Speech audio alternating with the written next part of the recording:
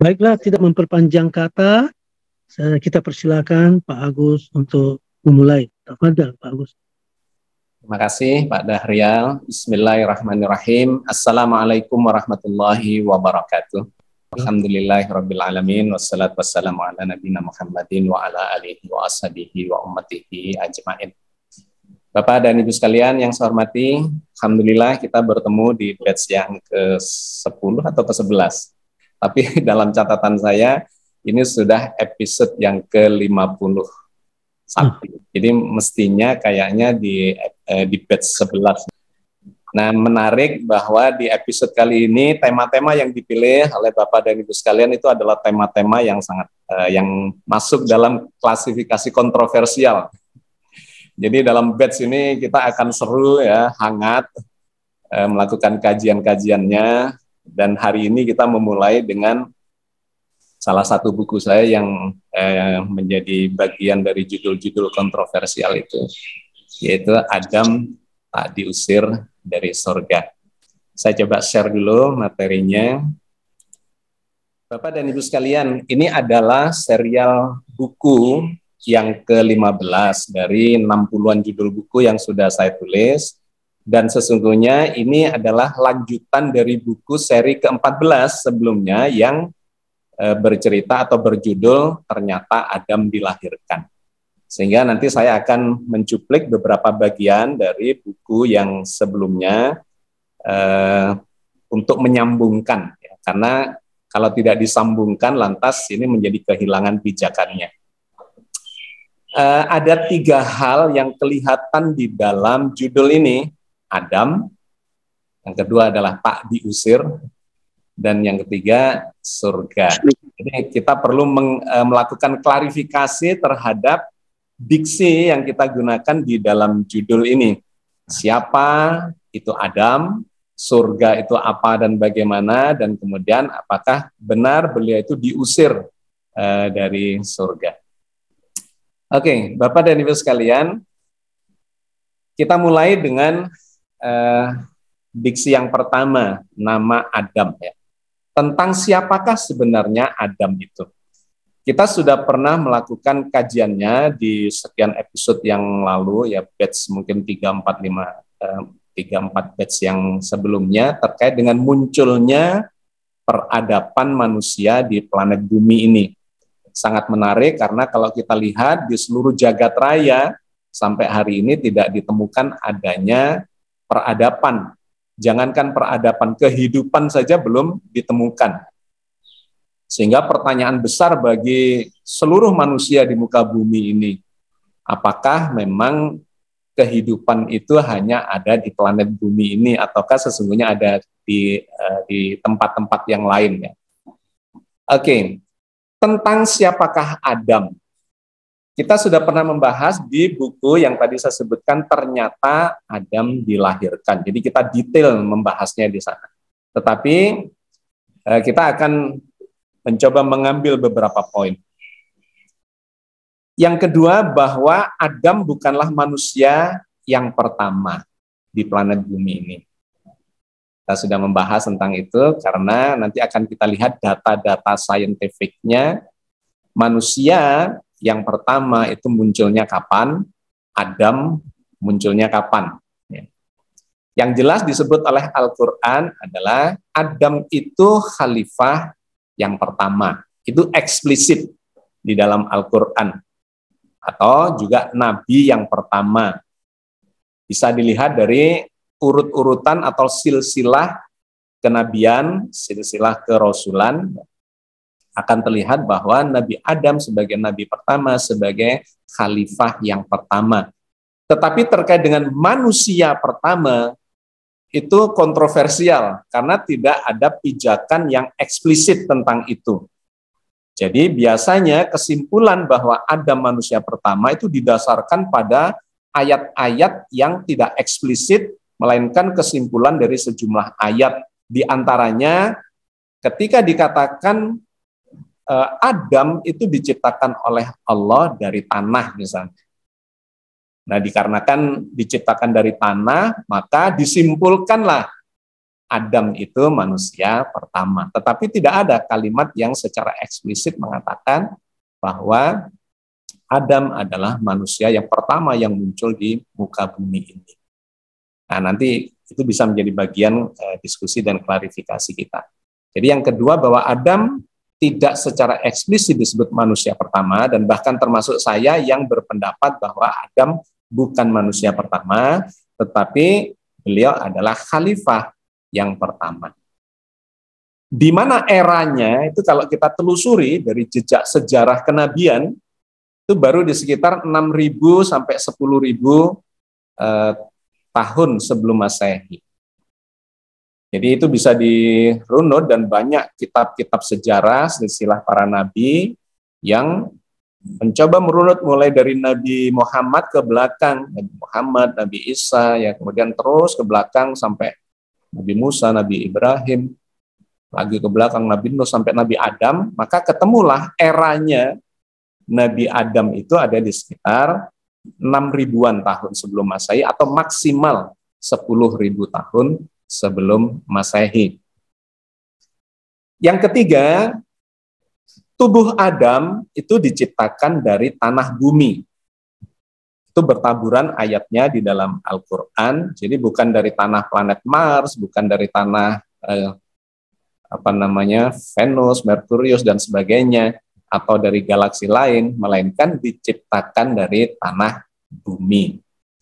Sebagaimana manusia pada umumnya juga diceritakan oleh Al-Quran bahwa kalian ini diciptakan dari tanah.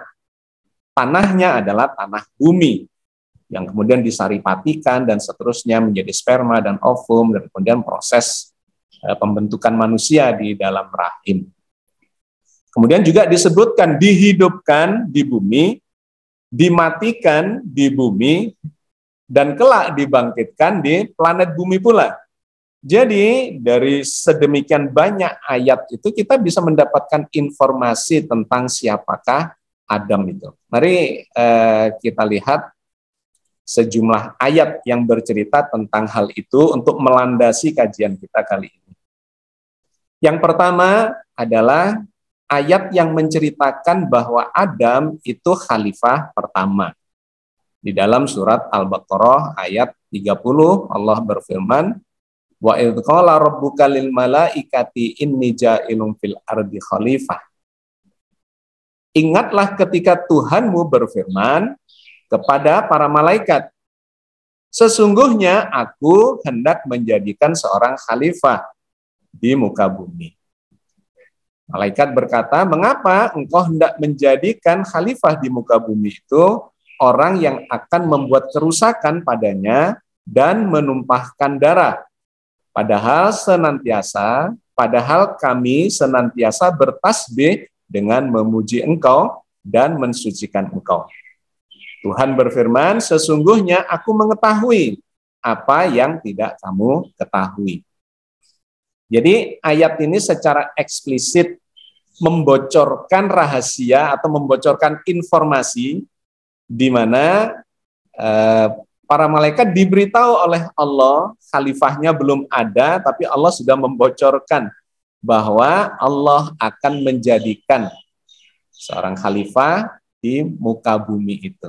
Jadi kita mendapatkan pijakan yang sangat kuat bahwa pasti menurut ayat ini Adam itu adalah khalifah yang pertama di muka bumi, karena digambarkan sebagai sudah diinformasikan sebelum khalifahnya itu ada. Nah, Bapak dan Ibu sekalian, ini adalah menjadi rujukan kita bahwa Adam itu khalifah, ya. Dan kita tidak menemukan Adam adalah manusia pertama secara eksplisit. Pendapat ini dikuatkan oleh ayat yang lain, bahwa Adam itu dipilih dari umat yang ada di zamannya. Dalam surat Ali Imran ayat 33, Innallaha astafa Adam, sesungguhnya Allah telah memilih Adam, wa Nuh, dan Nuh, wa ala Ibrahim, dan keluarga Ibrahim, wa ala Imran, dan keluarga Imran, alal alamin, atas segala umat di masa mereka masing-masing. Jadi ayat ini menarik karena menggunakan kata istofa, memilih. Sesungguhnya Allah telah memilih Adam, disejajarkan lagi dengan memilih Nuh, memilih keluarga Ibrahim, mulai dari Ibrahim, Ismail, Ishak, Yakub, dan seterusnya sampai Nabi Muhammad, keluarga Imron, atas segala umat di masa mereka masing-masing. Sehingga kita mendapatkan nuansanya di sini, bahwa Adam itu sesungguhnya dipilih dari umat yang sudah ada pada waktu itu. Karena memang ini disetarakan dengan informasi terpilihnya Nuh, terpilihnya Ibrahim dan keturunannya, dan keluarga Imron. Sehingga kita mendapatkan penegasan. Satu, bahwa beliau adalah khalifah pertama. Kalau khalifah, maka sudah ada yang dipimpin oleh sang khalifah. Dan penegasannya kemudian benar beliau dipilih dari umat yang sudah ada pada waktu itu.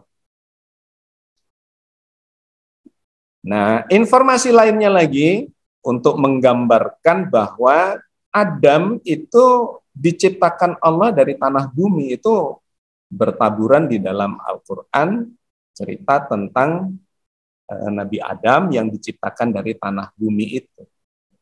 Minha khalaqnakum, dari bumi itulah kami menciptakan kalian semuanya. Wa fiha nu'idukum, dan ke dalamnya kami akan mengembalikan kalian. Jadi kolektif manusia di sini yang digambarkan, diciptakan oleh Allah. Dari bumi itulah kami menciptakan kalian semuanya, dan ke dalamnya kami akan mengembalikan kalian, dan darinya, dari bumi itu kami akan mengeluarkan kamu semuanya pada kali yang lain. Jadi banyak di dalam Al-Quran yang menggambarkan manusia, peradaban manusia, dan eksistensi manusia secara kolektif. Sesungguhnya diciptakan Allah dari tanah bumi itu, minha, dari tanah bumi itu, bukan tanah yang lainnya. Allah menciptakan manusia. Dalam surat Toha 55. Nah, maka rentetan banyak ayat di dalam Al-Quran menggambarkan manusia itu semuanya dari tanah. Kemudian diambil salah satu kasusnya, Isa juga digambarkan diciptakan dari tanah, sebagaimana Adam juga diciptakan dari tanah. Di dalam surat Ali Imran 59 misalnya, inna masala Isa indallahi kamasali Adam, khalaqahu min turab, summa qala lahu kun fayakun. Sesungguhnya permisalan masalah penciptaan Isa di sisi Allah adalah seperti penciptaan Adam. Jadi dibikin analoginya. Penciptaan Isa atau masalah keberadaan, atau di sini dikaitkan dengan penciptaan Isa di sisi Allah adalah seperti Adam. Apanya yang seperti? Khalaqahu min turab. Allah menciptakannya dari tanah turab. Nah, siapa yang disebut di sini tentu adalah yang dekat dengan kata khalaqahu, hunya menuju kepada Adam. Adam itu diciptakan min turab, dari tanah jenis turab. Kita sudah pernah membahas bahwa tanah itu ada jenis-jenisnya, ada banyak. Kalau tidak salah ada 7 jenis yang disebut oleh Al-Quran sebagai bahan dasar penciptaan manusia. Ada tanah turab, ada tanah tin, ada tanah liat, ada tanah lumpur hitam yang berbau dan sebagainya. Itu digambarkan sebagai bahan dasar dari penciptaan manusia. Di ayat ini digambarkan penciptaan Isa di sisi Allah seperti penciptaan Adam. Allah menciptakan Adam dari tanah turab, kemudian summa qala lahu kun fayakun, kemudian Allah berkata kepadanya jadilah kun, maka jadilah dia. Jadi ayat ini menceritakan kesetaraan atau kesamaan antara Isa dan Adam itu ada pada 2 hal. Yang pertama, khalaqahu min turab, diciptakan dari tanah, dan yang kedua sama-sama diucapi kun fayakun. jadilah, maka jadilah. Baik Isa maupun Adam. Ini menjadi kajian yang sangat menarik ayat ini, tapi kita sudah melakukan detail-detail kajiannya pada topik yang lain pada waktu itu tentang munculnya manusia di planet bumi ini. Tapi poin penting yang ingin saya sampaikan di sini, Allah menciptakan manusia kolektif itu dari tanah, Isa dicontohkan juga dari tanah, sebagaimana Adam juga dari tanah. Tanah apa? Tanah bumi. Karena kandungan tanah bumi dengan tanah Mars, dengan tanah Merkurius, misalnya Venus, atau mungkin planet lain, itu berbeda kandungannya. Nah, tubuh kita disebut sebagai min, sulalatin mintin, dari saripati tanah bumi itu. Oke. Berikutnya lagi, Al-Quran menggambarkan bahwa memang planet bumi ini didesain untuk kehidupan. Karena di Merkurius tidak ada kehidupan, di Venus juga nggak ada, bumi sebagai planet yang ketiga, yang terletak di habitable zone, atau Goldilocks zone, ya, satu posisi planet yang memungkinkan munculnya kehidupan. Jaraknya kira-kira 150 juta kilometer dari matahari. Kalau terlalu dekat, terlalu panas, tidak muncul kehidupan, tidak terbentuk kehidupan. Terlalu jauh, dingin, juga tidak terbentuk kehidupan. Wah, itu menjadi kajian yang sangat menarik. Kenapa di seluruh alam ini yang sekarang sudah diobservasi, bumi saja yang memiliki kondisi yang ideal itu, sehingga disebut sebagai planet yang ada di habitable zone. Tetapi di tempat lain digambarkan ada planet yang juga mirip bumi, juga di habitable zone, tetapi tidak muncul kehidupan. Wah, itu sangat menarik kajian tentang itu, ya. Tapi planet bumi ini rupanya memang disengaja, didesain untuk kehidupan, dan itu diinformasikan di dalam Al-Quran Al-Karim, dalam surat Al-A'raf ayat 10 dan 11. Dan sesungguhnya kami telah menempatkan kamu sekalian di planet bumi ini. Dan kami adakan bagi kalian di muka bumi ini sumber penghidupan. Jadi kalau kita lihat sejarah bumi, dimulai dari pada saat dia masih panas, kemudian mendingin, kemudian kedatangan air dari luar angkasa dalam jumlah yang cukup misalnya. Karena kalau tidak cukup, tidak bisa sustainable membentuk kehidupan di muka bumi ini.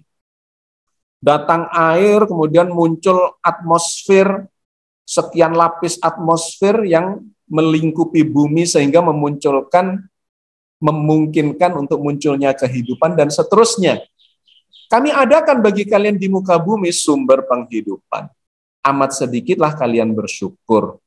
Sesungguhnya kami telah menciptakan kamu sekalian, lalu kami bentuk tubuh kalian, kemudian kami katakan kepada para malaikat, bersujudlah kamu kepada Adam.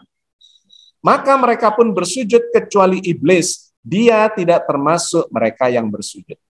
Ayat ini sangat menarik terkait dengan urutan ceritanya. Ya, kalau kita lihat, mulai kita kaji dari bagian awal. Dan sesungguhnya kami telah menempatkan kamu sekalian di muka bumi. Jadi yang dibicarakan adalah kolektif dulu, kolektivitas manusia. Sengaja ditempatkan di muka bumi, di mana bumi ini didesain oleh Allah menjadi panggung drama kehidupan dengan segala kondisi yang memungkinkan munculnya kehidupan itu. Amat sedikit kalian bersyukur. Ya, itu poin yang pertama. Nah, kemudian urutannya, sesungguhnya kami telah menciptakan kamu sekalian kolektif, lalu kami bentuk tubuh kalian di dalam proses penciptaan di dalam rahim. Nah, kemudian yang menarik, setelah menceritakan kolektif manusia, kemudian kami katakan kepada para malaikat, summa qulna lil malaikatis judu li Adam. Loh, kok tiba-tiba yang muncul Adam? Padahal ini adalah cerita kolektif manusia. Allah menciptakan manusia di muka bumi sebagai panggung drama kehidupan yang sudah disiapkan segalanya, bla bla bla bla. Kami bentuk tubuh kalian, tiba-tiba muncullah, kemudian kami katakan kepada para malaikat, bersujudlah kamu kepada Adam. Sehingga ini memberikan gambaran kepada kita, penegasan sekali lagi, bahwa Adam ini bukan manusia pertama. Adam ini adalah diciptakan Allah ketika di planet bumi ini sudah muncul kehidupan. Bahkan bukan hanya kehidupan dalam skala mikroorganisme, tumbuhan, binatang, melainkan sudah dalam level manusia. Dan itu kita melihat dalam sejarah munculnya Homo sapiens di muka bumi ini. Kami bentuk tubuh kalian sebagai manusia, summa qulna lil malaikati isjudu li Adam. Kemudian kami perintahkan para malaikat untuk bersujud kepada Adam, maka mereka pun bersujud kecuali iblis. Dia tidak termasuk mereka yang bersujud. Jadi saya ingin memberikan alur berpikirnya yang diceritakan oleh Al-Quran, bahwa Adam bukan manusia pertama, tetapi khalifah pertama. Dia dipilih dari umat yang sudah ada dan diciptakan ketika kolektivitas manusia di muka bumi ini sudah ada.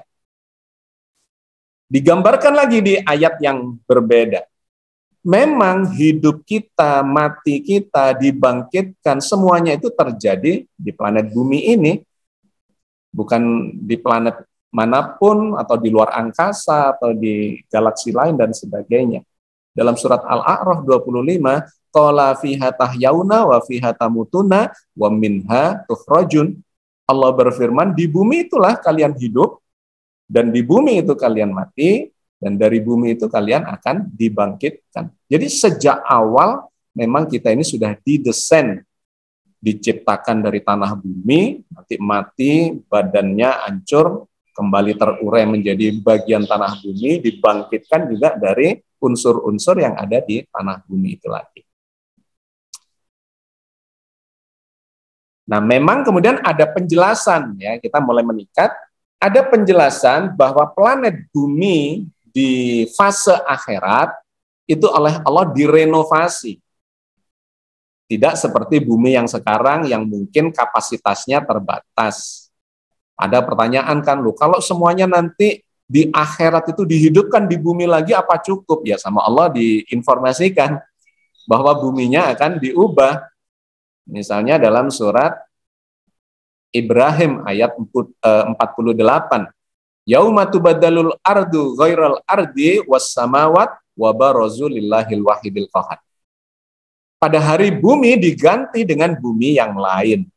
Dan demikian pula langitnya, atmosfernya, langit yang melingkupinya itu adalah atmosfernya, buminya karena kita pernah bercerita di saat kejadian kiamat, bumi akan dibombardir dengan bebatuan dari luar angkasa, ketambahan materi yang sangat besar, sehingga menjadi berbeda kondisinya, atmosfernya porak-poranda dan semuanya kemudian direnovasi untuk kehidupan fase akhirat.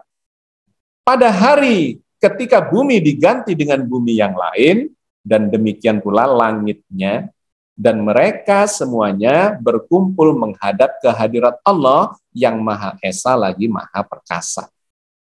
Tetapi poin penting yang ingin saya sampaikan adalah semua ini tetap terjadi di planet bumi. Jadi ketika digambarkan mereka semua berkumpul menghadap kehadirat Allah, ya, digambarkan di hadis sebagai padang mahsyar, maka terjadi di mana itu? Ya, terjadi di planet bumi ini.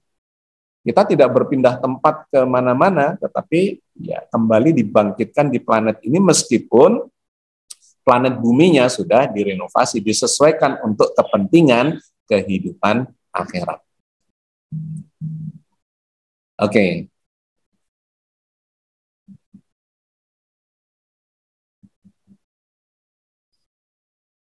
Oke, jadi Bapak dan Ibu sekalian, ini adalah poin yang pertama yang ingin saya klarifikasi dan saya sambungkan terkait dengan judul tadi, Adam tak diusir dari surga. Kita klarifikasi, Adamnya ini sesungguhnya siapa? Apakah dia manusia pertama? Satu. Yang kedua, apakah dia ini sejak awal memang diciptakan di planet bumi dan nantinya akan tetap berada di planet bumi. Karena ini kaitannya nanti ada kaitannya dengan diksi yang lain ya, yaitu surga.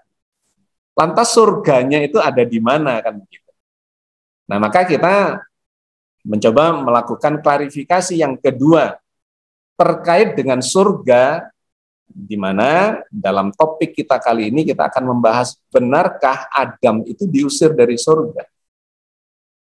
Apa dan di mana sebetulnya surga itu? Yang pertama, ada distorsi pemahaman terkait dengan istilah surga yang dimaksudkan oleh Al-Quran. Kata surga atau istilah surga ya, secara Arabiknya adalah jannah, yang bermakna taman yang indah atau kebun yang indah di muka bumi. Nanti kita lihat sekian banyak ayat yang bercerita tentang surga itu. Apa yang dimaksudkan dengan surga atau jannah itu? Jadi makna kata surga itu terdistorsi ketika diterjemahkan dari jannah menjadi surga, dikarenakan istilah surga ini dipinjam dari istilah agama lain, yaitu swarga loka. Swarga loka ya, dari bahasa Sanskrit bermakna alamnya para dewa-dewi. Disebutlah di Kahyangan. Ada yang mengatakan di puncak gunung Semeru, di puncak gunung Agung, di puncak-puncak gunung, atau bahkan di ketinggian langit, nun jauh di sana. Jadi ketika kita memahami kata jannah dari dalam Al-Quran yang ditranslate menjadi surga, tiba-tiba imajinasi kita itu jumping. Tidak seperti yang diceritakan Al-Quran bahwa jannah itu sesungguhnya bermakna taman, bermakna kebun yang indah di mana? Di muka bumi. Di muka bumi, bukan di langit. Tidak ada di dalam Al-Quran mengatakan surga itu berada di langit, itu sesungguhnya tidak ada ayatnya. Ada seluas langit dan bumi, tapi masih terkait dengan bumi. Tetapi digambarkan bahwa surga itu berada di langit, tidak ada. Al-Quran menggambarkan jannah itu sangat membumi. Sebuah tempat yang tinggi, ya, di dataran tinggi, subur, sejuk, banyak pepohonan, banyak mata air, dan sebagainya, dan sebagainya. Itu sangat membumi. Berbeda jauh dengan ketika kita bicara surga. Imajinasi kita adalah swarga loka, alamnya para dewa-dewi, di mana ada dewi turun dari kahyangan, dari langit menuju ke bumi, dan seterusnya. Ya, itu yang menjadi masalah pemahaman kita terkait dengan jannah yang kemudian ditranslate menjadi surga itu. Oke, itu yang pertama. Nah, Al-Quran kemudian menggambarkan ada surga dunia dan ada surga akhirat. Kata jannah digunakan untuk menggambarkan tempat-tempat yang indah di muka bumi. Itu menggunakan istilah jannah di dalam Al-Quran. Nanti kita lihat ayat-ayatnya. Tempat yang indah di planet bumi, alam dunia. Atau tempat yang indah di alam akhirat, yang juga di planet bumi. Ya, berdasarkan informasi yang awal tadi terkait dengan posisi tempatnya manusia, Nabi Adam dan keturunannya, bahwa mereka hidup di bumi, mati di bumi, dibangkitkan ya di bumi itu, dan ya semuanya terjadi di bumi. Di dunia maupun di akhirat, semuanya akan terjadi di bumi. Maka ketika ini kita kaitkan dengan kata jannah, surga yang dimaknai sebagai surga, di manakah itu? Ya tentu saja adalah di bumi. Cuman ada dua fase secara urutan waktu. Fase dunia dan fase akhirat. Tempatnya sama-sama di bumi, tetapi urutan waktunya berbeda. Jadi kalau ditanyakan apakah akhirat itu sudah ada sekarang, sesungguhnya sudah ada. Karena Allah itu menciptakan alam semesta itu satu paket. Dunia dan akhirat itu diciptakan satu paket yang disebut sebagai langit pertama dunia dan langit yang ketujuh itu adalah akhirat, itu adalah satu paket. Kita pernah membahasnya seperti bola kecil dalam bola lebih besar, dalam bola lebih besar sampai 7 kali. Bola yang paling kecil adalah dunia, bola paling besar adalah akhirat. Sehingga dunia ini berada di dalam akhirat. Nah, maka ketika kita berpijak di bumi ini, sesungguhnya kita sekaligus berpijak di alam dunia, dimensi 3, tapi juga berpijak di alam akhirat yang sesungguhnya sudah meliputi alam dunia itu, cuman dimensinya belum terbuka karena nunggu fase kiamat nanti. Tetapi kita sudah berada di dalamnya, cuma berbeda dimensi. Oke, nanti kalau perlu diklarifikasi, kita klarifikasi dalam tanya jawab. Poin pentingnya yang ingin saya sampaikan adalah kata jannah, surga, itu ada di planet bumi, tetapi bisa diobservasi dari alam dunia yang berdimensi 3, dalam waktu yang bersamaan juga bisa diobservasi dari langit akhirat yang berdimensi 7. Nabi sudah pernah menembus batas-batas dimensi itu sampai ke langit yang ke-7. Ketika dikatakan beliau inda sidratil muntaha indaha jannatul ma'wa dalam surat An-Najm. Di dekat sidratil muntaha Rasulullah melihat surga. Jadi sudah ada sebuah pemandangan dari dimensi paling tinggi yaitu di sidratul muntaha. Tetapi kedua-duanya sesungguhnya berada di planet bumi ini. Oke, itu yang pertama. Karena itu tidak ada ayat di dalam Al-Quran yang mengatakan surga itu berada di langit. Itu tidak ada. Melainkan selalu melibatkan bumi sebagai panggung kehidupan manusia. Ya, oke. Maka kalau kita lihat informasi di dalam Al-Quran, surga itu digambarkan salah satunya sebagai kebun. Misalnya ayat ini, dan dialah yang menurunkan air hujan dari langit. Lalu kami tumbuhkan dengan air itu segala macam tumbuh-tumbuhan. Maka kami keluarkan dari tumbuh-tumbuhan itu tanaman yang menghijau. Kami keluarkan dari tanaman yang menghijau itu butir-butir yang banyak, dan dari mayang kurma mengurai tangkai-tangkai yang menjulai, dan kebun-kebun anggur, dan juga pohon zaitun, serta delima yang serupa dan tidak serupa. Perhatikanlah buahnya di waktu pohonnya berbuah dan saat kematangannya. Sesungguhnya pada yang demikian itu ada tanda-tanda kekuasaan Allah bagi orang yang beriman. Surat Al-An'am ayat 99. Ketika Allah menyebut kebun-kebun anggur, kebun di situ menggunakan istilah jannah. Jadi Al-Quran berkali-kali menggunakan kata jannah untuk menggambarkan kebun-kebun dengan banyak pepohonan, buah-buahan, dan seterusnya. Yang ini nantinya juga digunakan ketika menggambarkan surga yang akhirat. Yang itu khas bumi. Gitu. Jadi sangat menarik, kelihatan sekali benang merahnya. Jadi yang pertama, surga digambarkan kebun dengan segala macam pepohonan dan buah-buahannya. Yang kedua digambarkan sebagai taman yang indah dan mata air. Di dalam surat Asy-Syura ayat 57 sampai 59. Fa akhrajnahum min jannatin wa uyun.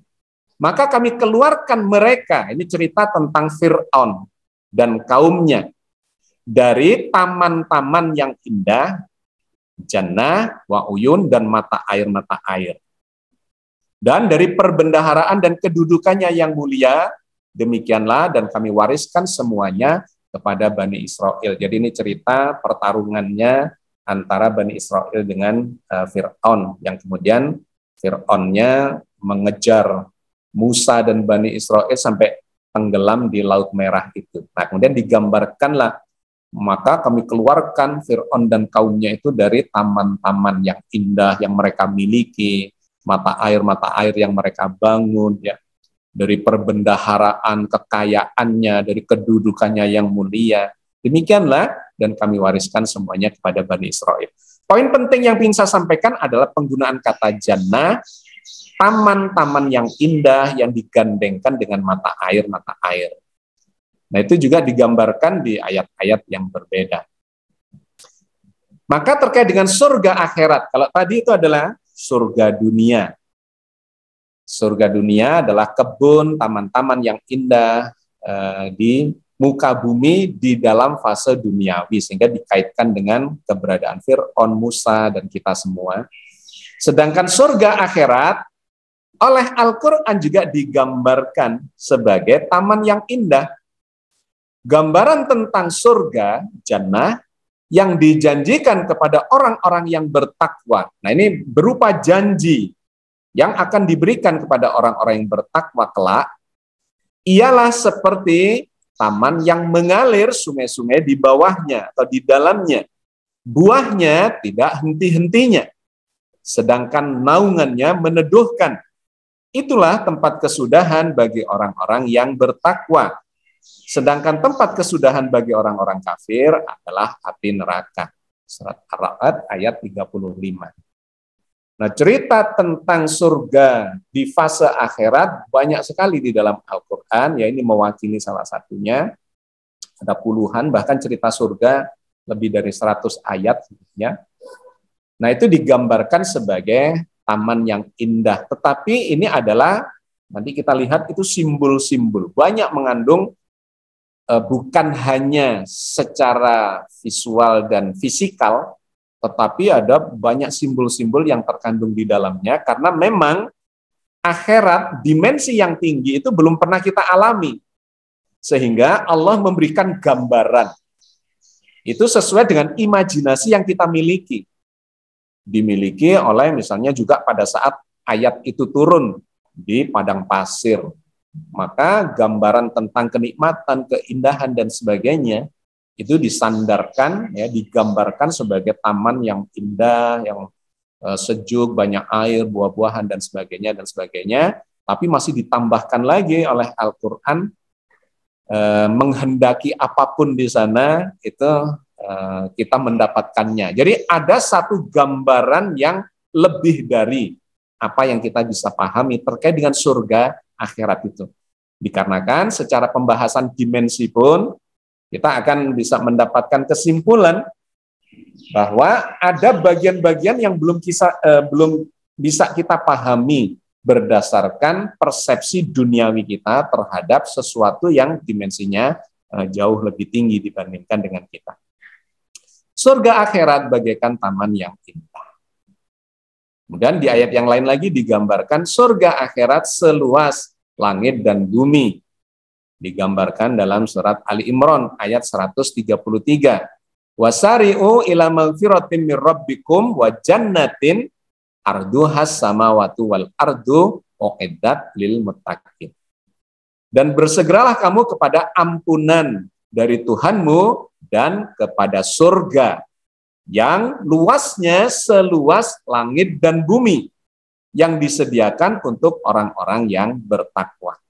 Jadi ketika bercerita tentang surga akhirat, Allah menambahkan gambaran-gambaran yang tidak terbatas untuk memberikan imajinasi kepada kita bahwa bukan hanya soal tempat yang indah dalam arti fisikal yang seperti kita pahami di dunia ini, bahwa itu ada pepohonan, iya, banyak buahnya, iya, banyak kenikmatan-kenikmatan yang parameter duniawi, iya.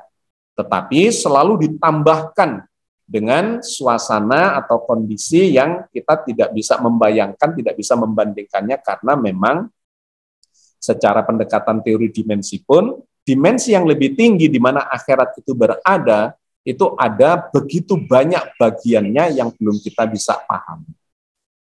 Oke, sehingga di sini digambarkan seluas langit dan bumi. Bukan di langit, tetapi seluas langit dan bumi itu karena apa? Karena alam akhirat meliputi langit yang ke-6, meliputi langit yang ke-5, 4, 3, 2, 1. Jadi seluruh langit itu diliputi oleh alam akhirat, sehingga digambarkan di situ surganya adalah seluas langit dan bumi. Jadi ketika nanti di fase akhirat manusia tetap berpijak di planet bumi ini, ya tetap saja bisa menikmati surga itu. Yang secara fisikal memang di planet bumi tempat kita berpijak, tetapi kenikmatannya itu adalah seluas yang tidak ada batasnya, digambarkan seluas langit dan bumi. Ya, tetapi tidak pernah hanya dikatakan surga itu berada di langit. Jadi, di manakah surga Adam? Nah, kita menjadi lebih spesifik lagi sekarang. Di bagian yang pertama tadi, kita sudah mengklarifikasi bahwa Adam dan semua manusia sejak awal diciptakan di planet bumi. Bahan dasarnya tanah bumi, dihidupkan di bumi, mati di bumi, kemudian dibangkitkan lagi di bumi. Surganya digambarkan oleh Al-Quran adalah sebagai taman-taman, sebagai kebun-kebun yang indah dengan segala macam fasilitas kebutuhan kita, plus ada bagian-bagian dimensi gaib yang kita tidak bisa memahaminya karena keberadaannya adalah sampai langit yang ketujuh, seluas langit dan bumi. Nah, ketika dikaitkan dengan keberadaan Adam, maka di manakah? Satu, surga Adam adalah surga dunia, bukan surga akhirat. Karena Nabi Adam pun belum atau diciptakannya ya di planet bumi ini dengan menggunakan bahan dasar tanah bumi. Beliau belum mengalami surga akhirat itu. Yang dialami adalah surga dunia. Di mana itu? Tentu saja ada di planet bumi. Dan kemudian itu ada di wilayah dimensi duniawi. Surga Adam adalah surga dunia, bukan surga akhirat. Yang kedua, berupa taman atau kebun yang indah. Di mana? Ya di planet bumi. Di kawasan munculnya peradaban modern, yaitu kawasan Mesopotamia. Dari zaman kapan? Di zaman sekitar 6.000 sampai 10.000 tahun sebelum Masehi. Di mana saat itu terjadi penyebaran Homo sapiens di permukaan bumi. Kita sudah pernah membahas sebagiannya, nanti kita klarifikasi lagi. Yakni ketika sudah ada manusia.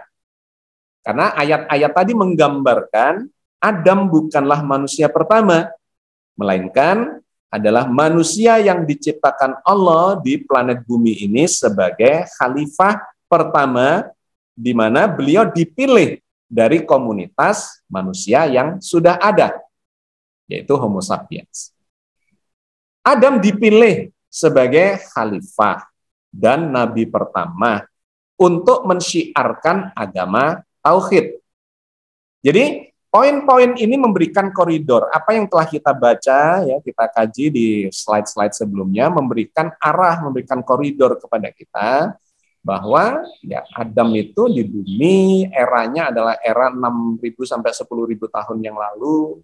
Kemudian surganya itu adalah surga dunia, dan pada saat itu sudah banyak manusia sehingga beliau dipilih dari umat yang sudah ada, sebagaimana Nabi Nuh, sebagaimana Nabi Ibrahim, keluarga Imron, dari umat yang ada pada waktu itu. Ya, jadi kita mendapatkan poin-poinnya, mendapatkan koridornya, di mana Adam dan kemudian di mana surganya. Jadi beliau dipilih sebagai khalifah untuk mensyiarkan agama tauhid ini. Nah, kalau kemudian kita kaitkan dengan data antropologi, data sejarah munculnya manusia, manusia pertama dan versus khalifah pertama, maka kita akan mendapatkan pijakannya dari data-data ilmiah, karena kita selalu berusaha memahami informasi Al-Quran terkait dengan bukti-bukti yang ada. Karena pasti antara informasi Al-Quran dengan bukti yang ada itu bersesuaian. Kenapa? Karena Al-Quran adalah ayat-ayat qauliyah, ayat-ayat tekstual, firman Allah, sedangkan sejarah, bukti-bukti yang ada di alam semesta ini, itu juga ayat-ayat Allah, firman Allah, ayat-ayat kauniyah. Jadi pasti cocok antara informasi Al-Quran dengan informasi yang ada di peristiwa atau fakta ilmiahnya. Meskipun kita tetap harus kritis bahwa fakta ilmiah itu bisa menjadi sangat relatif dan perlu dikritisi. Tetapi ketika data-datanya itu kemudian menemukan bukti yang kuat, maka kita bisa menjadikan itu sebagai pijakan untuk memahami informasi dari dalam Al-Quran. Nah, yang menarik dari data penyebaran manusia atau bahkan munculnya manusia di muka bumi itu didapatkan dari data-data fosil. Bahwa di tempat-tempat ini ada tulang-tulang ya atau ya fosil-fosil artefak dari jejak sejarah munculnya peradaban manusia. Yang paling tua itu ternyata ada di Afrika. Fosilnya adalah berusia 150 sampai 100.000 tahun yang lalu. Itu sudah ada fosil Homo sapiens, manusia modern. Nah, kemudian manusia Homo erectus. Jadi sudah masuk dalam kategori manusia itu bisa Homo erectus. Kemudian yang lebih tinggi lagi adalah Homo sapiens. Homo erectus adalah manusia yang sudah berdiri seperti manusia menggunakan bipedal 2 kaki ya, untuk berjalan dan sebagainya seperti manusia sekarang. Tetapi tingkat kecerdasannya itu masih di bawahnya Homo sapiens. Kalau di dalam Al-Quran ada istilah al-bashar dan al-insan. Al-bashar itu adalah spesies manusia. Tetapi manusia itu kan ada manusia purba, ada manusia modern. Nah, al-bashar itu adalah manusia, tetapi al-insan itu adalah manusia modern yang berpikiran sudah lebih maju, volume otaknya lebih besar dibandingkan dengan Homo erectus, dan kemudian memiliki tingkat kecanggihan di dalam berpikir menghasilkan peradaban yang seperti kita lihat, kita alami sekarang ini. Jadi data fosil menunjukkan tertua ada di Afrika itu berusia antara yang minimal 100.000 tahun yang lalu, kemudian data-data fosilnya kemudian menyebar ternyata ke sini ya di kawasan Mesopotamia ini di Timur Tengah di sini, itu antara 90 sampai 100.000 tahun yang lalu. Menyebar ke arah Eropa sana, fosil tertuanya 40.000 tahun yang lalu. Menyebar ke bagian utara ya Asia sana, itu ada 35.000 sampai 25.000 tahun yang lalu. Terus terjadi penyebaran sampai ke benua Amerika 12.000 tahun yang lalu. Di Indonesia sendiri sudah ada al-bashar, yang makhluk-makhluk Homo erectus sebelum manusia modern, yang berusia 50 sampai 60.000 tahun yang lalu. Kalau diteruskan ini sampai ke sini 1.500 sampai ada bahkan di sini di ujung ini menarik, masih dikasih tanda tanya, usia fosil 11.000 tahun yang lalu. Jadi ini menggambarkan bahwa populasi manusia yang terjadi perkembangan kualitas peradabannya itu sudah terjadi lebih dari 100.000 tahun yang lalu. Tetapi eranya Nabi Adam, menurut silsilah kenabian, itu baru berada di sekitar 6.000 sampai 10.000 tahun yang lalu. Sehingga ini menjadi klop gitu ya, antara data-data yang diinformasikan di dalam Al-Quran dengan data-data ilmiah yang ada di lapangan, maka kita mendapatkan kesimpulan yang komprehensif. Bahwa memang kesimpulannya mengarah kepada Adam bukan manusia pertama, melainkan khalifah pertama yang dipilih dari komunitas yang sudah ada. Maka diperkirakan beliau itu dari berbagai catatan sejarah dan kesimpulan tadi, beliau ini berada di persimpangan di sini, di Mesopotamia ini. Dalam catatan sejarah peradaban, maka peradaban manusia modern itu munculnya ada di kawasan Mesopotamia. Nabi Nuh di kawasan Mesopotamia sesudah itu. Nabi Ibrahim juga dari Babilonia, dari kota Ur ya di bagian bawah dari daerah Mesopotamia situ. Itu adalah munculnya peradaban pertama dan munculnya tulisan pertama, huruf paku, cuneiform. Itu munculnya adalah dari kawasan Mesopotamia ini. Kemudian nanti menyebar ke Afrika bagian utara, ke Mesir kuno, ya. Kemudian nanti menyebar kemana-mana ke seluruh dunia. penyebaran peradaban itu. Jadi diperkirakan posisinya Nabi Adam itu adalah di sekitar Mesopotamia, sehingga di dalam sejumlah riwayat digambarkan sungai Efrat dan sungai Tigris itu adalah disebut sebagai sungai-sungai surga. Ya, sungai surga. Efrat dan Tigris ada di Mesopotamia, karena kawasan Mesopotamia di Irak, ya, di Irak bagian utara itu adalah berada diapit oleh dua sungai itu, Efrat dan Tigris itu. Bahkan juga di hadis disebut sebagai sungai Nil. Jadi kawasan Nil itu ada di Afrika, ya, bermuara di Afrika Utara di Mesir sini, kemudian sampai ke kawasan Irak. Ini adalah kawasan Timur Tengah yang menjadi simpul, kalau kita lihat ini, menjadi simpul dari penyebaran manusia ke seluruh muka bumi. Nah, disitulah digambarkan Allah menjadikan Adam, memilih Adam sebagai khalifah, sebagai nabi yang pertama untuk mensyiarkan agama tauhid ini. Oke. Jadi, nah kita ke bagian akhir ya. Apa makna turun dari surga itu? Kita sudah menjelaskan tentang eksistensi Adam, kita sudah menjelaskan tentang surga. Lantas di bagian yang ketiga membangun kesimpulan turun dari surga, di mana surganya adalah berada di planet bumi, di sekitar kawasan Mesopotamia atau Timur Tengah itu. Satu, apakah turun dari surga itu bermakna pengusiran dan kecelakaan dikarenakan pembangkangan Adam dan Hawa kepada Allah? Ataukah ini sesungguhnya sebuah skenario besar bagi drama kehidupan manusia di planet bumi?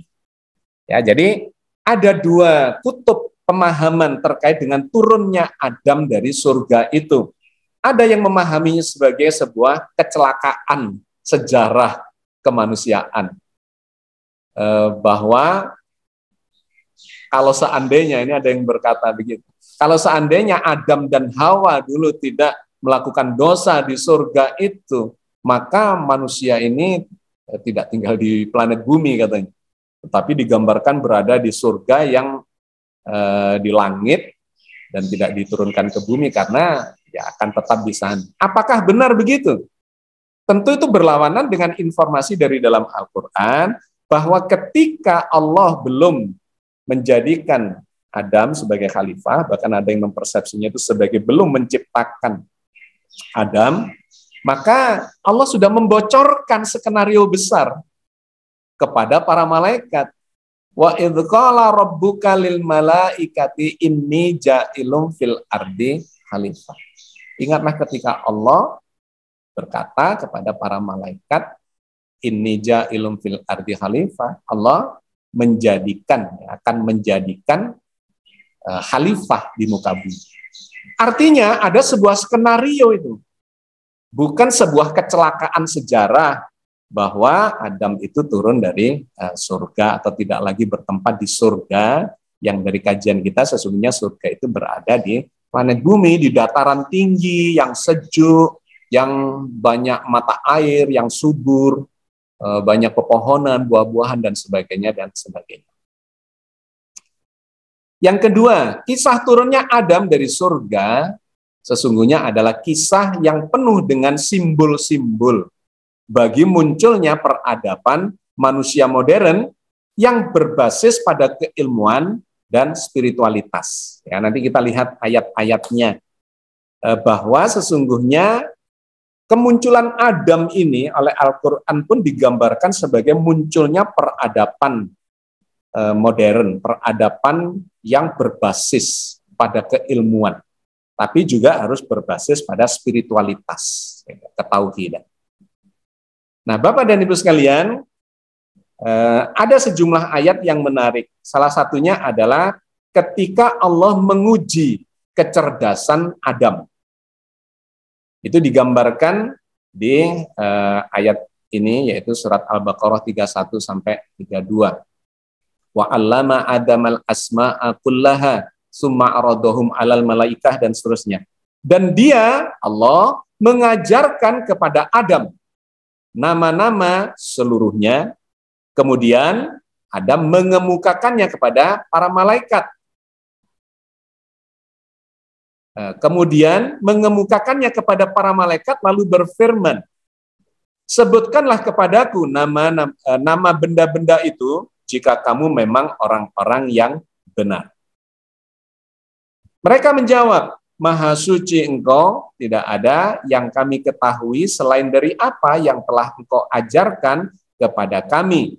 Sesungguhnya Engkaulah yang maha berilmu, lagi maha bijaksana. Allah mengajarkan keilmuan, ya, nama-nama segala sesuatu. Tentu nama-nama kemudian terkait dengan definisinya, terkait dengan karakternya, terkait dengan segala macamnya, dan itulah sesungguhnya sains atau ilmu pengetahuan tentang segala sesuatu. Allah mengajarkan itu kepada Adam. Untuk apa? Untuk menjawab lebih lanjut pertanyaan malaikat di ayat sebelumnya, yaitu di surat Al-Baqarah ayat 30, di mana para malaikat itu meragukan, ya, semacam meragukan kenapa dia, Adam itu akan dijadikan sebagai khalifah. Apa sih keistimewaannya? Nah, kemudian Allah menunjukkan Nilo, Adam itu diajari ilmu pengetahuan dan kemudian dibandingkan atau dipertanyakan kepada atau ditunjukkan kepada para malaikat itu. Coba kamu sebutkan kepadaku nama benda-benda itu jika kamu orang yang benar. Jadi diperbandingkan antara manusia dengan malaikat itu, dan kemudian malaikat menjawab, Maha suci Engkau, tidak ada yang kami ketahui selain dari apa yang telah Engkau ajarkan kepada kami. Sesungguhnya Engkau maha berilmu lagi maha bijaksana. Nah, kemudian digambarkan malaikat itu menghormati, bersujud menghormati Adam. Benar ini, Adam lolos seleksi yang pertama. Dia ini adalah layak memenuhi kriteria sebagai seorang pemimpin, sebagai seorang khalifah.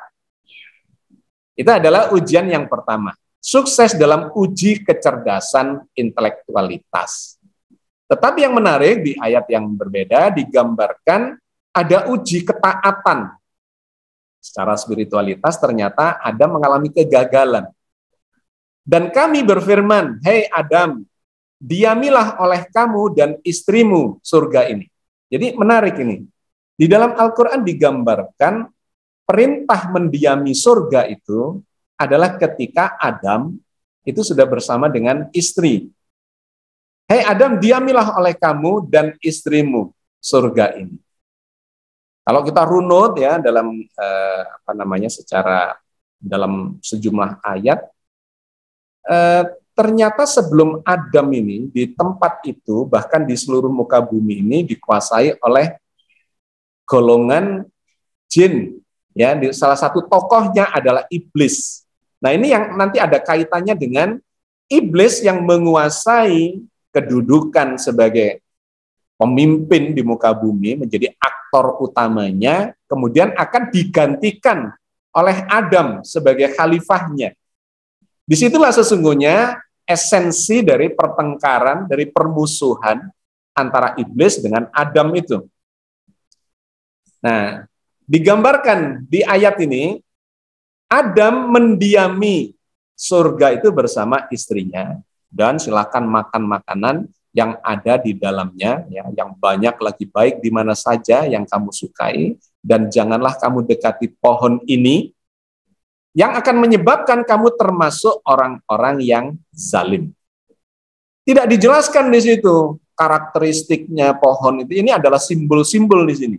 Tidak dijelaskan secara eksplisit, tetapi yang diekspos adalah ketika kamu mendekati pohon itu berarti melanggar larangan, maka kamu akan termasuk ke dalam kelompok yang zalim. Nah, lalu keduanya digelincirkan oleh setan dari surga itu dan dikeluarkan dari keadaan semula ketaatan mereka kepada Allah, ya, tapi kemudian menjadi tidak taat, menjadi zalim. Kami berfirman, turunlah kamu, sebagian kamu menjadi musuh bagi yang lain, dan bagi kamu ada tempat-tempat kediaman di bumi, dan kesenangan hidup sampai waktu yang ditentukan. Surat Al-Baqarah 35-36. Jadi itu rentetan tadi mulai dari ayat 30 ya sampai 36 ini bercerita secara runtut. Oke. Gagal di dalam ketaatan karena ternyata kemudian Adam dan Hawa ini melakukan pelanggaran. Diuji intelektualitas berhasil, tapi diuji ketaatan mengalami kegagalan. Kenapa? Karena ternyata kalah melawan setan, anak buahnya iblis itu. Dan nanti digambarkan dalam ayat yang berbeda, tidak saya kutip di sini. Iblis itu ketika awalnya kan ketika diciptakan Adam, kemudian malaikat mengakuinya, iblis yang tidak mau mengakui dengan mengatakan bahwa aku ini lebih baik dari dia, lebih senior. Kata ayat yang lain diciptakan, iblis itu dari golongan jin, dan jin itu diciptakan sebelum Allah menciptakan manusia. Di muka bumi, bukan di luar bumi. Jadi mereka lah penguasa planet bumi ini awalnya. Tapi begitu Allah menciptakan manusia, manusia yang dijadikan khalifah. Sehingga terjadi kecemburuan dari kelompok jin ini yang dipimpin oleh iblis itu. Dan kemudian iblis mengatakan akan menyesatkan manusia. Jadi itu adalah perseteruan ya yang diceritakan oleh Al-Quran terkait dengan munculnya peradaban manusia. Bahwa ini akan disesatkan dan kemudian terbukti. Itu di ayat yang berbeda lagi iblis mengatakan, Allah menginformasikan bahwa iblis berhasil membuktikan bahwa dia menyesatkan, ya dia berhasil menyesatkan manusia, dan dalam konteks ini dimulai dari Adam itu. Dikeluarkan dari keadaan semula, turunlah, dan diperintahkan turun. Nah, kita mencoba memaknai kata turun ini lantas, apakah ini pengusiran, ataukah ada makna simbol-simbol yang sesungguhnya adalah justru misi dari diciptakannya Adam itu. Karena memang sejak belum ada, Adam sudah dibocorkan ke malaikat bahwa Allah akan menciptakan khalifah. Nah, saya melihatnya ini sebagai ujian. Ujian pertamanya intelektualitas berhasil, ujian yang keduanya secara ketaatannya ternyata gampang digagalkan, gampang dirayu, ya, disesatkan oleh setan dan iblis. Nah, di situ digambarkan kemudian pohon khuldi yang oleh setan disebut-sebut. Jadi penamaan khuldi, pohon khuldi, sajaratul khuldi, itu sesungguhnya adalah setan menggunakan istilah yang disampaikan setan yang menggoda Adam. Digambarkan dia mengatakan kepada Adam, setan mengatakan kepada Adam, apakah kamu ingin hidup abadi, gitu ya. Kata khuldi, khulud, khalidina fiha abada, kekal, pohon keabadian, itu yang digunakan untuk merayu Adam. Kemudian setan membisikkan pikiran jahat kepadanya dengan berkata, hei Adam, maukah saya tunjukkan kepada kamu sajaratul khuldi, pohon keabadian, dan kerajaan yang tidak akan binasa. Jadi ini rupanya menjadi bagian yang penting dari psikologi manusia yang digambarkan di ayat yang berbeda. Manusia ini serakah, manusia ini ingin hidup selama-lamanya, ya, ingin hidup 1000 tahun, ingin memiliki semuanya, kerajaan yang besar yang tidak akan binasa. Nah, itu digambarkan di sini menjadi bahan rayuan dari setan kepada Adam. Maka keduanya memakan dari buah pohon itu atau dari pohon itu, lalu tampaklah bagi keduanya auratnya. Nah, yang menarik penggunaan aurat ini menggunakan kata sau'atuhuma, fabadat lahuma sau'atuhuma. Jadi kalau penggunaan katanya aurat itu adalah fisikal. Bagian tubuh yang ini adalah aurat. Tapi di sini menggunakan kata sau'atuhuma itu lebih dalam dibandingkan sekedar fisikal. Tetapi ada hal-hal yang tidak boleh dilakukan, ditampakkan atau dilakukan di dalam karakter kita, di dalam psikologis kita, di dalam akhlak kita. Makanya di ayat yang lain nanti digambarkan terkait dengan ini, berpakaianlah dan sesungguhnya berpakaian yang baik itu, pakaian yang paling baik adalah takwa. Jadi menarik, itu ada simbol-simbol yang sangat mendalam bahwa yang dimaksudkan sesungguhnya itu mulai dari yang fisikal iya, tetapi ada nilai-nilai yang lebih terkait dengan kesadaran sebagai manusia yang berperadaban, sebagai manusia modern.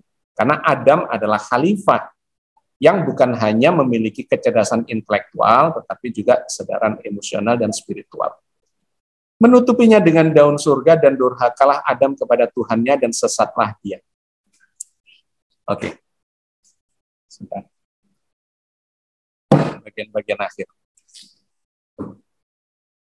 Nah, yang menarik kemudian Bapak dan Ibu sekalian, Allah menerima tobatnya dan memilih Adam. Ini kalau kita kaitkan dengan ayat ini rentetan ayatnya. Surat Toha 120-121 digambarkan bahwa Adam itu melanggar. Ya, digambarkan bahwa Adam itu melanggar dan kemudian ya disuruh turun. Tetapi di ayat berikutnya ini menarik. Toha 122.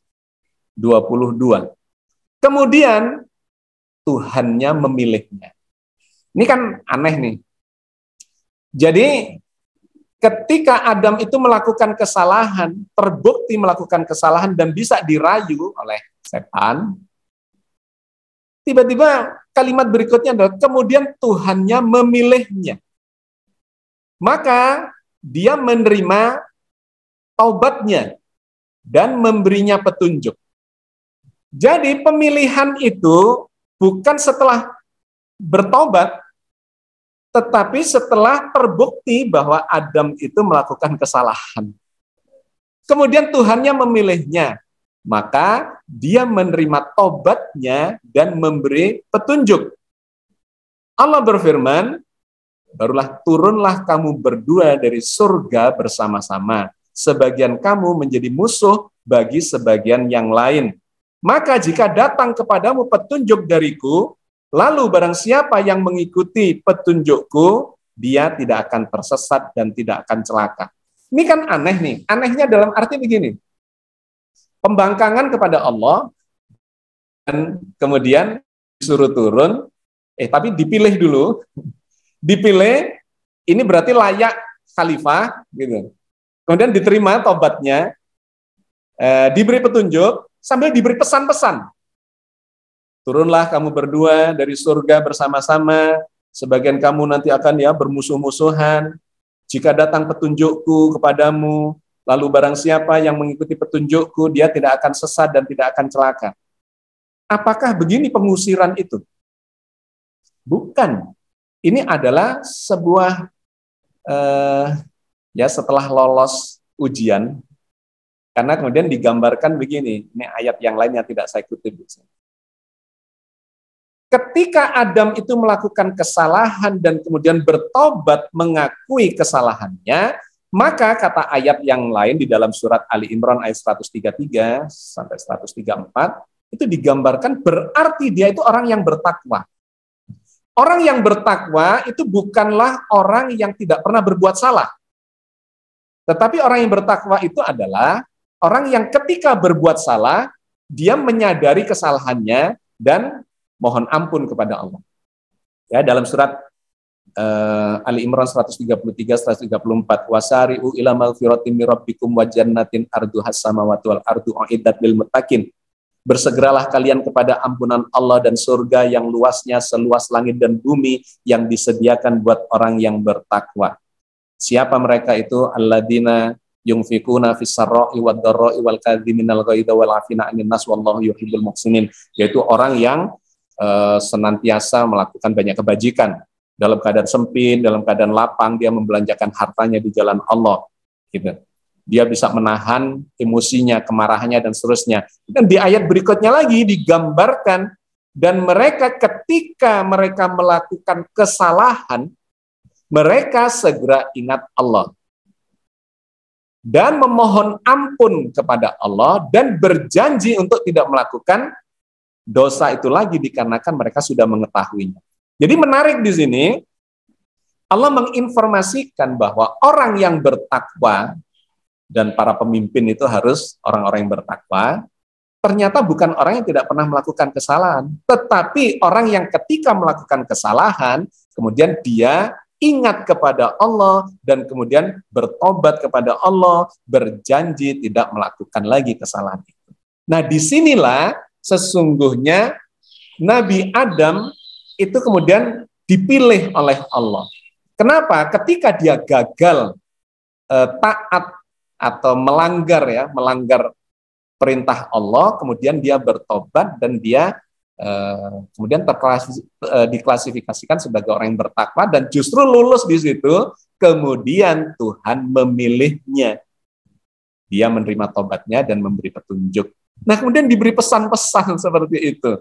Ya, ikuti petunjukku supaya kalian tidak tersesat.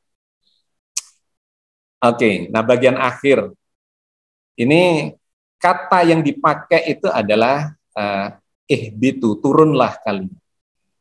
Ternyata penggunaan kata ihbit itu digunakan dalam sejumlah ayat yang menggambarkan misalnya Nabi Nuh itu turun dari dataran tinggi. Difirmankan, "Hei Nuh, turunlah dengan selamat sejahtera. Ihbit bisalam. Dan penuh keberkatan dari kami atasmu dan atas umat-umat dari orang-orang yang bersamamu, dan ada pula umat-umat yang kami beri kesenangan pada mereka dalam kehidupan dunia. Kemudian mereka akan ditimpa azab yang pedih."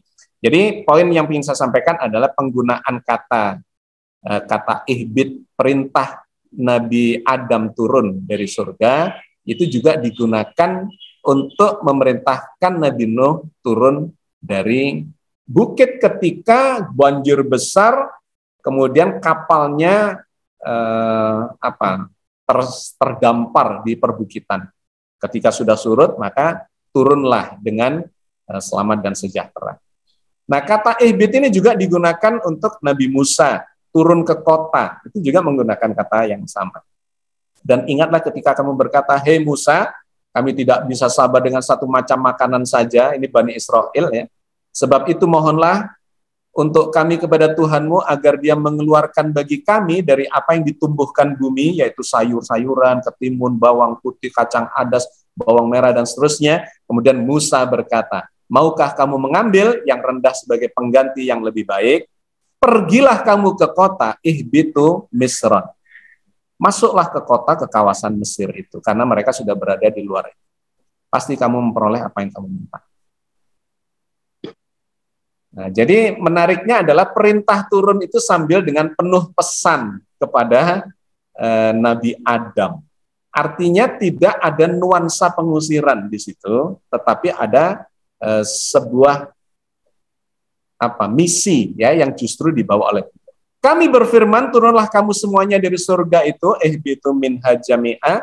Kemudian jika datang petunjukku kepadamu, maka barang siapa yang mengikuti petunjukku, niscaya tidak ada kekhawatiran atas mereka, dan tidak pula mereka bersedih hati."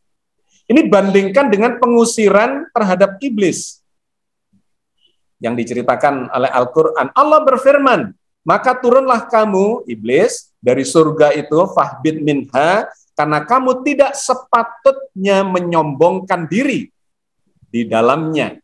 Karena iblis menggambarkan dirinya lebih baik dan sebagainya, berarti dia sudah ada di dalam surga itu. Tidak sepatutnya kamu menyombongkan diri.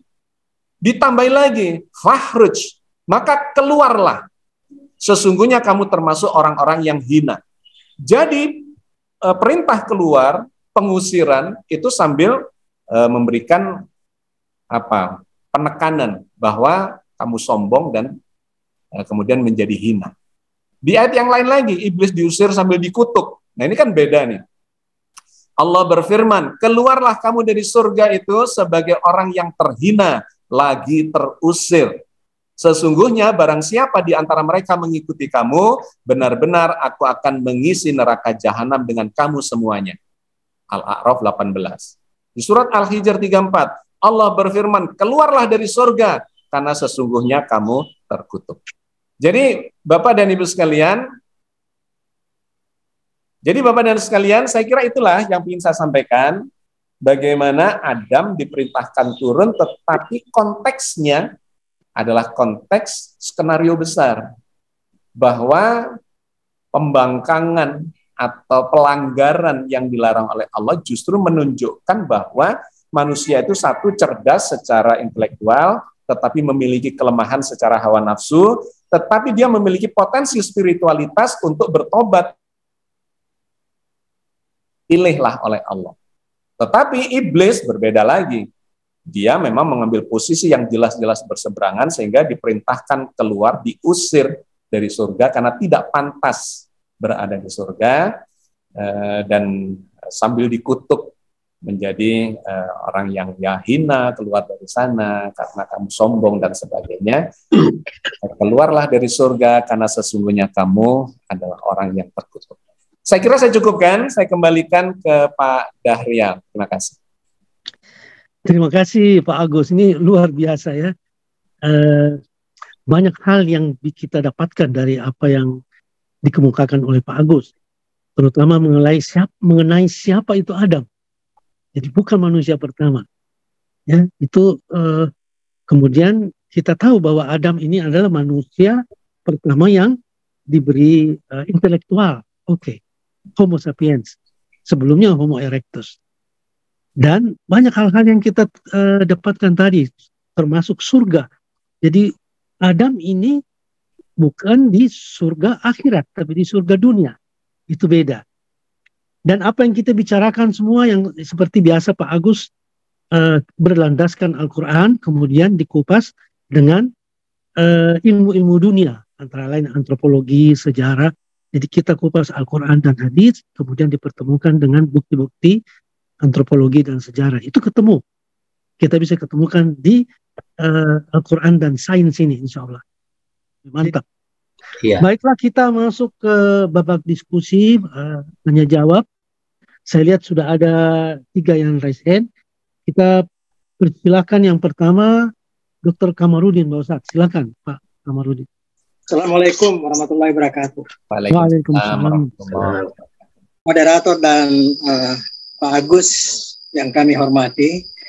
Pertanyaan saya simple barangkali karena yang perlu saya tahu, karena banyak pendapat yang berbeda mengenai hal ini. Itu mengenai kejadian manusia sebelum Adam. Apakah sama kejadian manusia waktu Adam diciptakan, yaitu dibuat dari tanah liat dengan bermacam-macam pasir, tanah dan sebagainya, kemudian ditiupkan roh. Jadi manusia-manusia yang sebelum Adam yang dimasukkan sebagai spesies daripada al-bashar itu apakah juga begitu? Itu yang pertama. Dan kedua, kejadian pembentukan atau kejadian Adam itu memperlihatkan bahwa manusia di dunia ini sebenarnya itu bermacam-macam warna. Dan dikatakan, ada yang mengatakan bahwa warna-warna itu berdasarkan campuran-campuran tanah dan kotoran-kotoran yang membentuk manusia pertama ini. Ada hitam, yang merah dan sebagainya, ada yang putih. Nah itu mohon klarifikasi. Ya. Kemudian mengenai kata-kata diusir. Sebenarnya itu kata-kata diusir, saya tanya sebenarnya itu dari orang-orang non-Islam yang mengatakan demikian. Tapi kita sendiri sudah jelas yang dikatakan tadi Pak Mustafa, yaitu digelunturkan atau digelincirkan atau dikeluarkan. Bukan dikeluarkan tapi digelincirkan dari surga. Jadi kata-kata diusir yang di mana-mana kita mendengar ceramah-ceramah agama selalu demikian, usir dari surga. Jadi ini sebenarnya itu satu pemahaman barangkali yang kurang tepat. Sementara saya kira itu aja, Pak Mustafa. Terima kasih. Assalamualaikum warahmatullahi wabarakatuh. Waalaikumsalam. Silakan langsung aja Pak Agus mungkin. Baik. Yang pertama terkait dengan penciptaan manusia-manusia sebelumnya. Ya, jadi kalau kita lihat dalam sudut pandang fakta ilmiah, manusia ini muncul dari manusia yang sebelumnya. Kehidupan muncul dari kehidupan yang sebelumnya. Jadi data sejarah menunjukkan hal itu. Saya adalah keturunan dari orang tua saya dari orang tuanya, dan seterusnya. Yang sekarang ini sudah bisa dilacak dengan menggunakan pendekatan biomolekuler atau DNA. Sudah bisa dipetakan. Saya ini keturunan dari nenek moyang, misalnya berapa persen Cina, berapa persen Arab, berapa persen Eropa, berasa. Itu sekarang kan sudah bisa dipetakan. Dan kali ini dikaitkan misalnya saya dengan Pak Dahrial, itu apakah satu nenek moyang, itu bisa dihitung atau bisa dilacak. Ternyata ketemu pada nenek moyang yang sekian dan seterusnya. Nah, berdasarkan urutan pelacakan ilmiah itulah, maka ini akan menuju kepada satu titik di mana kita ternyata adalah keturunan dari orang tua yang sama. Gitu ya, satu. Itu mengarah kepada apa yang kita sebut sebagai Adam dan Hawa itu. Nah, kemudian data yang kedua adalah terkait dengan data DNA penduduk Afrika yang tadi kita lihat dalam peta penyebaran, itu menjadi simpul penyebaran awal. Dari mana pemahamannya? Berasal dari usia fosil. Dari usia fosil diketemukanlah bahwa fosil tertua itu ada di kawasan Afrika. Tetapi menariknya, ternyata yang keluar dari Afrika ini kemudian memiliki DNA yang relatif semakin seragam, lebih seragam. Tetapi yang DNA di Afrika itu sangat bermacam-macam. Sangat bermacam-macam. Maka kita mendapatkan kaitan benang merahnya. Allah memilih Adam dari fakta atau realitas komunitas, ya populasi cikal bakal manusia Homo sapiens yang modern itu, Allah memilihnya untuk menjadi pasangan yang akan menurunkan manusia modern sekarang ini. Nah, jadi ini adalah fakta yang kedua terkait dengan penyebaran DNA itu.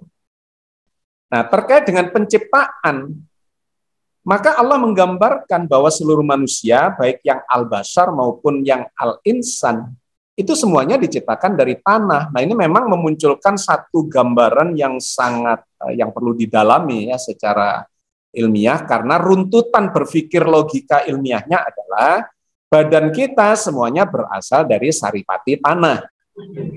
Jadi ada sekitar 40-an unsur dalam tubuh kita yang membentuk senyawa-senyawa organik sehingga membentuk tubuh kita. Ada karbon, hidrogen, oksigen, fosfor dan sebagainya, yang semua itu adalah saripati tanah. Nah, dari sini kita melihat bahan generik dari kita ini, bahwa itu kata Allah, laqad khalaqnal insana min sulalatin min tin tsumma ja'alnahu nutfatan fi qararin makin, dan seterusnya. Allah menjadikan kalian dari saripati tanah yang disaripatikan kemudian menjadi bahan dasar tubuh kita. Nah, kalau dipertanyakan maka terkait dengan Homo erectus dan Homo sapiens tadi, pertanyaannya adalah apakah sama prosesnya? Ya, iya.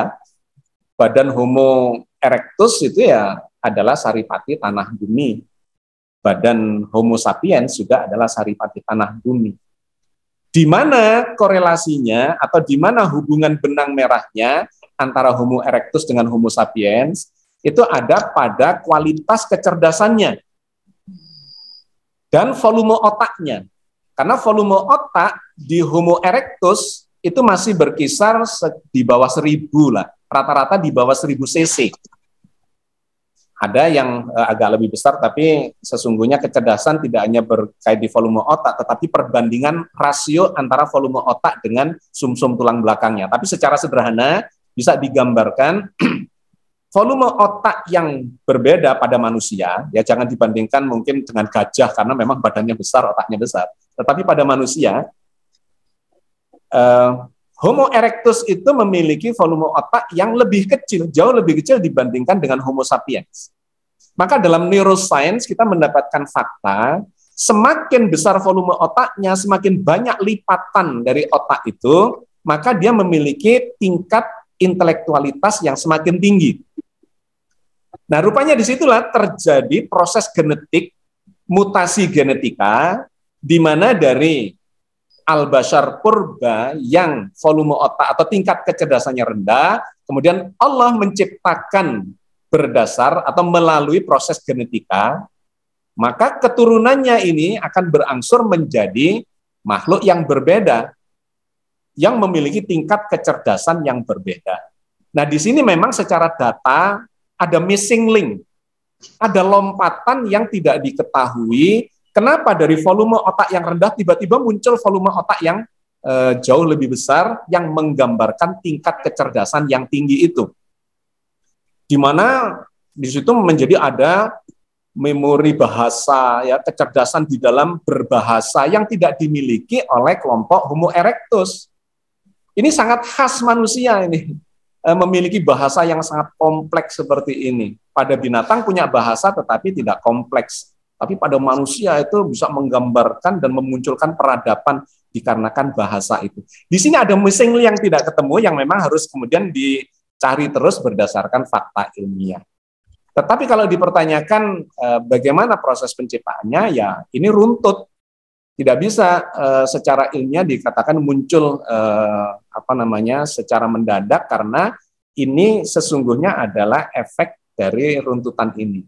Ya, tetapi sekali lagi ada missing link yang harus kemudian dibuktikan secara ilmiah.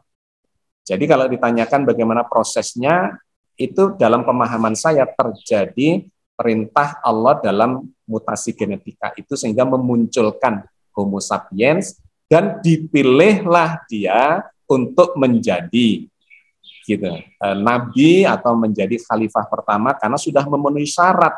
Tidak seperti yang digambarkan oleh malaikat, mengira Homo erectus itulah yang akan dijadikan sebagai khalifah, padahal ini sudah berbeda sama sekali dengan Homo erectus itu. Ya, itu satu. Pertanyaan yang kedua terkait dengan warna kulit.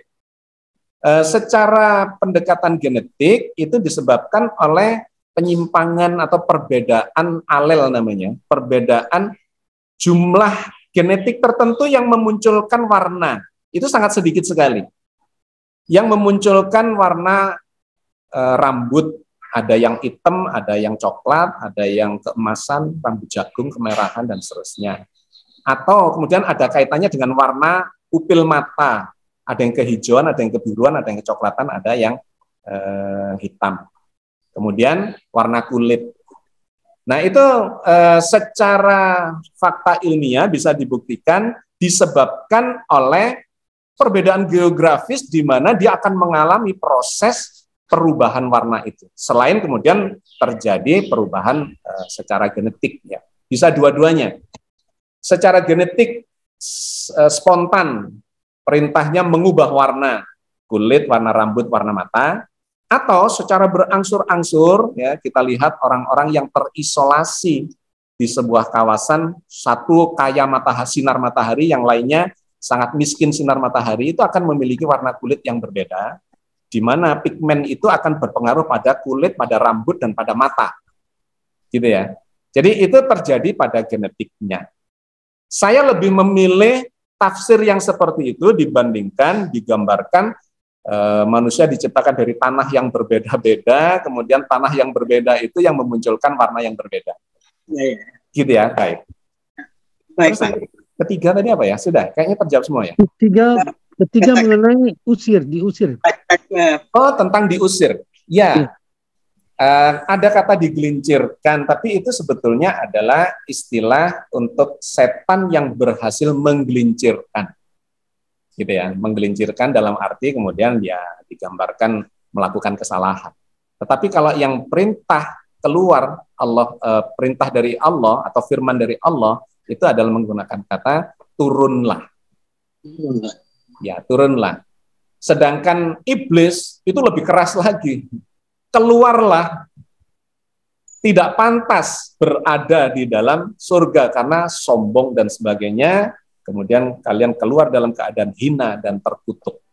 Nah, jadi itu jelas-jelas mengharamkan untuk kembali ke surga bagi iblis, setan, dan teman-temannya. Sedangkan bagi Adam dan keturunannya, ini cuma disuruh turun, misi itu ya tergelincir, kemudian akan kembalinya ke habitatnya kembali, yaitu ke surga ketika di fase akhir. Saya kira begitu, Pak. Terima kasih, Pak Agus. Terima kasih, Pak Agus. Jawabannya cukup jelas.